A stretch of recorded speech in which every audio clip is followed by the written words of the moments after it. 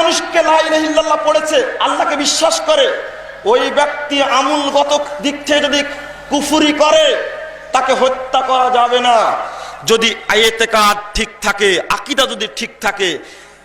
আলবানী রাহিমাহুল্লাহ ফিতনাতুত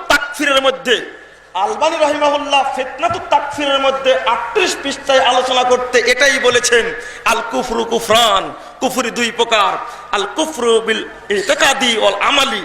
কোন ব্যক্তি যদি বিশ্বাসগত দিক থেকে বলে আল্লাহ নেই, মুসলমান ব্যক্তি যদি বলে আল্লাহ নেই, মুহাম্মদ সাল্লাল্লাহু আলাইহি ওয়াসাল্লামকে মানি না ইত্যাদি, যারা মুহাম্মদ সাল্লাল্লাহু আলাইহি ওয়াসাল্লামের বিরুদ্ধে কটূক্তি করছে, ইসলাম বলেছে ওকে টুকরো টুকরো করে হত্যা করতে হবে।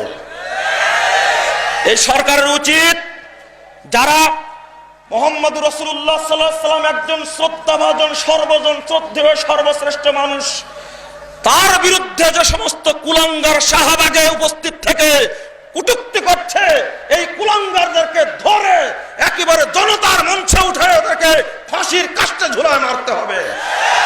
সরকারের দাবি করছি, যদি সরকার এটা না করতে পারে, আমি তাবলীগ ইজতেমায় ঘোষণা করছি এই সরকারের সমান অপরাধী। সম্ভব জনতা বলছে, মাননীয় প্রধানমন্ত্রী শুনে রাখুন, আপনাকে বলছে, এই কুলাঙ্গারকে ধরে একে ফাঁসির কাস্টে ঝোলান, ইসলাম অনুমোদন দিয়েছে।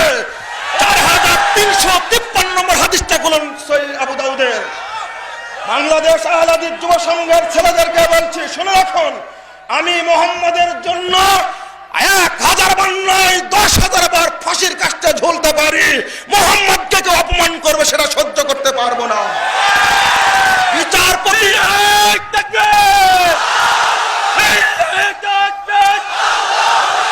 সকল বিধান বাতিল করো, মুক্তির একই বাত। বিচারপতি মিজানুর রহমান যে দায়িত্ব পালন করেছে মুহাম্মাদের উপরে ভক্তি করেই করেছেন, তার বিরুদ্ধে জুডিশিয়াল কাউন্সিল গঠন করা, রাষ্ট্রপতির অনুমোদন দেওয়াটা নিঃসন্দেহে মুহাম্মদ সাল্লাল্লাহু আলাইহি ওয়াসাল্লাম অপমান করা। এটা মুসলিম জাতি কোনোদিন ভুলবে না, এটা মেনেও নেবে না কোনোদিন।